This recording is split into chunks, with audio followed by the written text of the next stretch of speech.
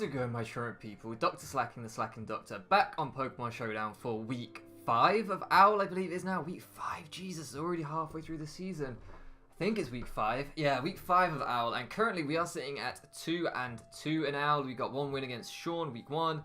We got another win against Haz week 2. Then we lost to Oscar week 3, and we lost to, who was my opponent last week? Scout last week. So we're currently at 2-2, and since I think since the LTC we haven't gone negative in any league. That's PBA, that's ABC, and since about week whatever it was in LTC we picked up and we went positive. We've been going positive in this league, so this was a really huge game where if I lost we fell to 2-3 for me personally, and I didn't want to do that. I wanted to make sure that we continued positive. This week we're going up against Captain Sebasaur. I assume it's Captain. I always wonder this. But yeah, we're going up against Sebasaur. We recently played him in the... Well, not recently, but we played him in the ABC not so long ago. Maybe a month or so ago now. Maybe 2. And he's really, really good player. He has a Magina in that league, and he has a Mega Morwile in this league. So he's having those OP Fairy Steel types in both leagues. Terrifying to prep for. And in fact, if you look at his whole team is terrifying to prep for. We can see a Lanoon, we can see a Dragonite, and we can see a Mega Morwile and a Weavile. They're all offensive, terrifying ones. So just from Talonflame, Morwile, Dragonite, and Lanoon, he has like 4 setup sweepers. And also, obviously, you can still run Sword Stance, Weavile 2, and Smearg was just there to be obnoxious. So just an absolutely terrifying team, even at Team Preview. Some of the things that we prepped for that we don't see here was a Chloritzer for definite. I don't know what else. I don't think there was much else. Something that was ground weak, but I can't remember what exactly. But yeah, mostly the thing that's missing is a Chloritzer. So with all that in mind, the team that I've brought this week is Terrakion, Alolan Persian, Magmortar, Klinklang, Nidoking, and Togekiss. I should say before I just briefly talk about the sets that I've got, is that Aquarius had already played their battle this week. If you haven't watched their battle already, I'm sure it'll be up by now, so check their channel, link in the description. Otherwise, I'm going to have to spoil the result to give you some context for this match. So, Aquarius had played before me and did manage to win their game, which was awesome.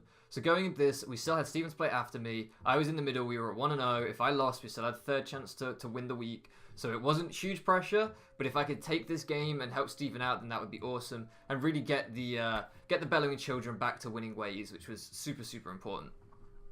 So I very much, even though there wasn't as much pressure, I still very much wanted to win this game. Of course, I want to win every game, obviously. So looking at the team, here's what we've got. We've got Choice Band Terrakion with Close Combat, Rock Slide, X-Scissor, and I don't remember what the 4th move was. Let's just figure out what the 4th move was. The 4th move was... I can't believe I can't remember this. Earthquake. I don't remember what I was trying to hit with Earthquake, to be fair. Nihiligo, that was the other thing that I might want to hit. I was going to put Quick Attack over Earthquake, and I just forgot, to be honest, because originally I had Quick Attack, and then I put Earthquake, and then I decided to go back to Quick Attack. Completely forgot that I even forgot to do that, so until I looked at this, that's annoying. It might have... it might have made some plays easier here and there, maybe, but we'll have to see the game. And then you can see we've also got a Choice Scarf for Alolan Persian. In fact, I won't keep it on the screen because I think it's too hard for you guys to read. We have a Choice Scarf for Alolan Persian with Switcheroo, Foul Play, Hidden Power Ground for that Nihiligo. Also, so it can hit like the Morwile and stuff as well. And Parting Shot. Then we have Matt the Magmortar with a Flame Charge set this week with Fire Blast, Earthquake for the Nihiligo. And Fire Blast, Earthquake, and... Hidden Power Ice, as well as Flame Charge, of course. Hidden Power Ice for that Dragonite. The idea being, we also have an Eye of Papa Berry on this set, so that we can maybe, you know, take a hit here and there and boost back up. Also got Flame Body. It might be nice to snag a burn on something like the Weavile or the Mega Morwile, or even the Dragonite potentially, or the Lanoon. Pretty much all of his threats are physical, so it would have been nice to snag a burn on most of those with the Magmortar. Then we have a setup Klinklang. In theory, this set could pretty much 6-0 in the right kind of scenario. It was just a Shift Gear, Gear Grind, Wild Charge, Brick Break set, because he also has a Bisharp. That was the other thing we prepped for. I knew there was something like Bisharp. And the idea being that Gear Grind would kill Weavile, Gear Grind would kill Morwile, Wild Charge would kill Talonflame, hopefully we wouldn't get a Flame Body burn. Gear Grind would probably kill Dragonite after Rocks. Obviously, Smeargle's not going to take one, and it would kill Lanoon. So potentially this thing could just body his whole team, or just punch a hole big enough for Terrakion, because really if you look at his team, his close combat switch-ins are 2 flying types, which do not want to take a rock slide. So he has to be very careful with what he switches into Terrakion. Terrakion had just an incredible matchup here. Even if he'd brought...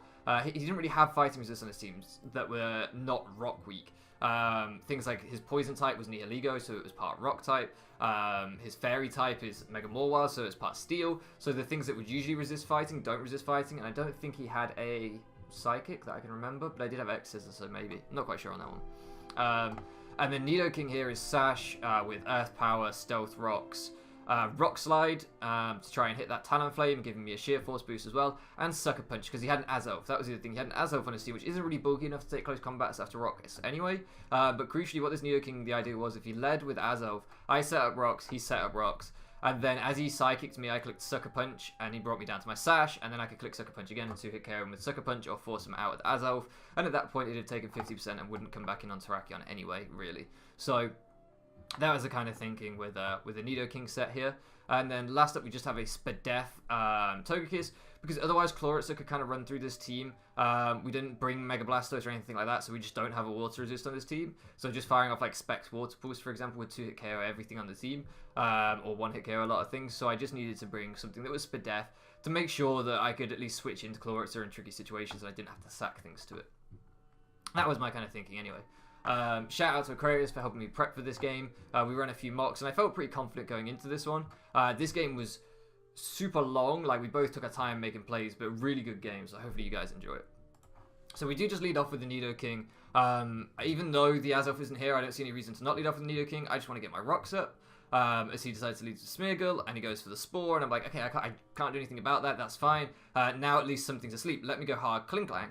So we go hard into Klinklang as he sets up Sticky Webs, and I'm like, okay, looking at this team, I'm just going to shift gear, as you can see, because I can sweep his whole team. This could just be a 6-0 right now. Like, I don't see any reason not to click shift gear. If I click Gear Grind and he goes into Talonflame and snags a burn, that would be obnoxious, but I'd probably, pretty much kill the Talonflame after Rock, so maybe should have just gone for a Gear Grind here, but I decided to go for the shift gear. I've never faced a Smeargle before, and this Smeargle whips out the Whirlwind, and I'm just like, oh, okay, that makes sense. Yep, I didn't even think about that. That's me being inexperienced against a Smeargle. So I probably should have gone for the Gear Grind, but that happens. And this time I'm just going to stay in with Nidoking. There's no reason for me not to, and fire off an Earth Power here. He doesn't look like he's really doing a lot. At best, he's just going to Whirlwind me out, and that's exactly what he does. But I do manage to get off an Earth Power, which is nice. And this takes us out into Andrew. And I'm like, okay, I could Parting Shot here, but that seems pointless. I'm just going to get something else put to sleep. Don't really want that. Let me just Foul Play and kill this thing. I know that it's going to invite in the Mega Mawile, but I have some outs to play around the Mega Mawile. I'm just going to go hard into Klinklang because I am scarfed into Foul Play, so I can't stay in and click that. It's not going to do anything with him being unboosted. And he can just go for an SD, and I'm like, yep, I expected that. But I know that I take a boosted Sucker Punch at 100%. So I'm just going to click Gear Grind, and I'm going to take this down to about 50%. And that means that it's definitely going to be in like Togekiss range. And what's really, really important there is that Togekiss can now come in for free. And that's why I couldn't just go hard into Togekiss to begin with. And I can defog here, and now his Rock Setter by the looks of things, and his Sticky Web Setter is gone, because I do not want these webs. These webs stop Terrakion from winning the game, they stop Magmortar from winning the game, so I just need to get rid of webs. I do think he'll go for the Sucker Punch, which is exactly what he goes for. Because if I'm him, I'm thinking this is probably Scarf Fire Blast or something like that, so I'm just going to click Sucker Punch and try and get some chip off. Or maybe even, if I tried to Air Slash him down or anything like that. So we just go for the defog turn 1, and indeed, as we get rid of it, and he goes for Sucker Punch, perfect. And now I'm going to Fire Blast, because I can live a Sucker Punch from this thing. I don't think he'll go for it again. So I'm just going to click Fire Blast, and he doesn't go for it again. So we play around that Mawile so nicely. We managed to get webs off the field. We've only lost Klinklang, which sucked. But it was really nice play. I'm really proud of how we played that bit. And now we've got a difficult thing, because we don't have great Weavile switch-ins, but I know that Andrew can eat most hits. And he misses the Icicle Crash, which sucks for him there. For sure. Which allows me to Parting Shot him down. Andrew would have taken one because it was a really, really physically defensive Persian, so it would have taken one.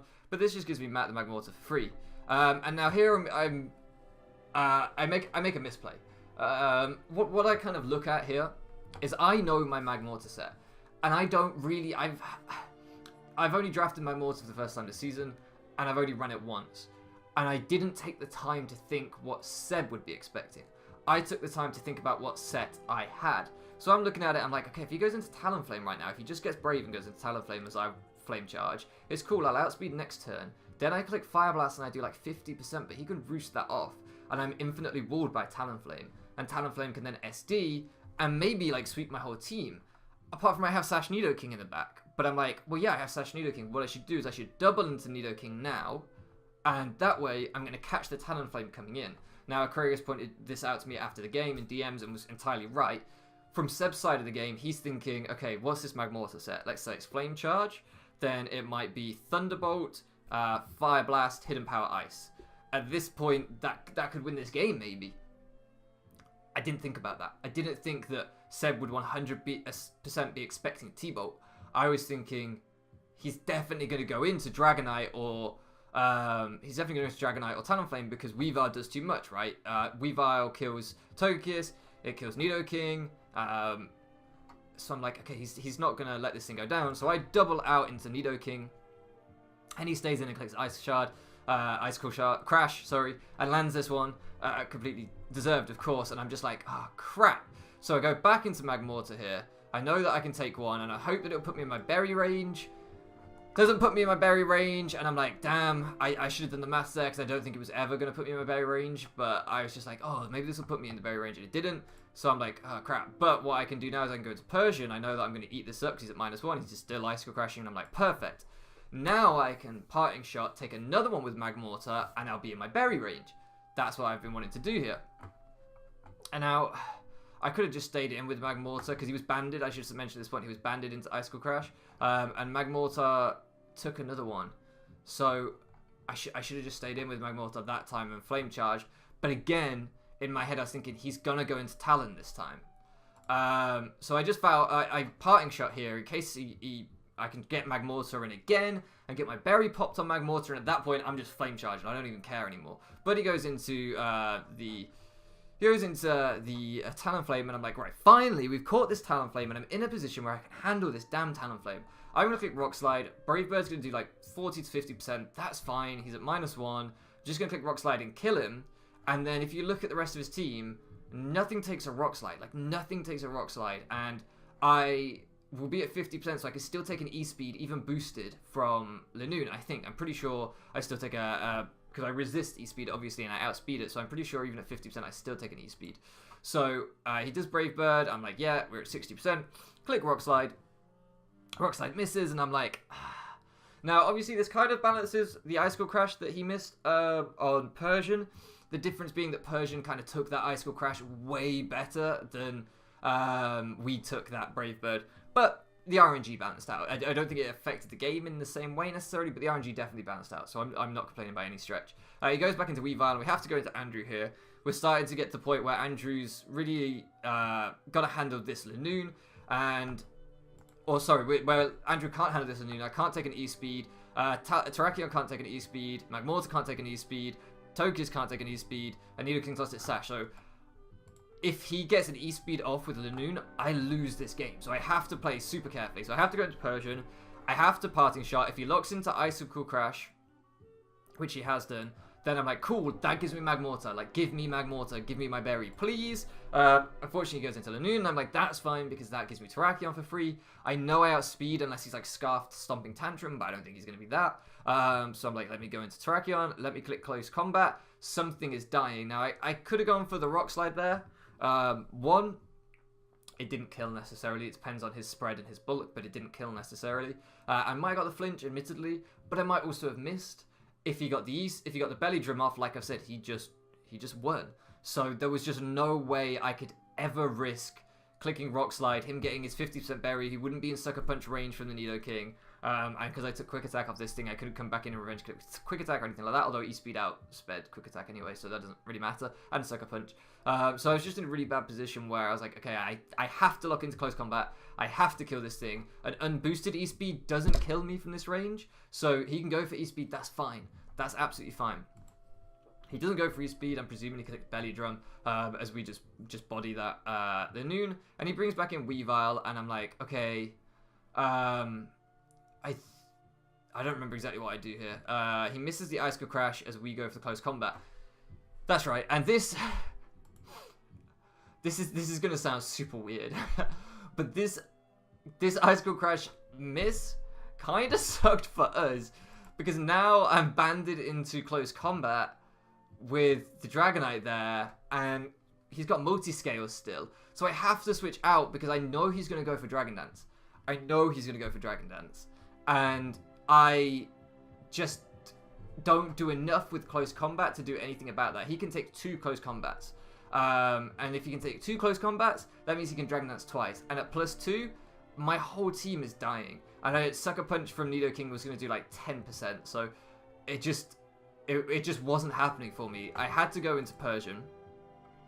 And I thought here, okay, I could switcheroo, but this is one of his Z captains. And it's almost definitely Z, so I can't switcheroo and try and scarf him into Dragon Dance. That's a losing play. I could foul play, but he's got his multi-scale attack. So if I foul play, I do about 41%, 50%. That doesn't help me either. He can still Dragon Dance again and then kill me next turn. So what I have to do here is I have to go out into Nidoking, and this is where I think I made... well, no, not exactly. I go out into Nidoking here because I'm like, okay, the most important thing I've got to do is I've got to break his No, I go out into Magmortar because I'm like, I might get the Flame Body Burn, which is going to make him a hell of a lot easier to handle.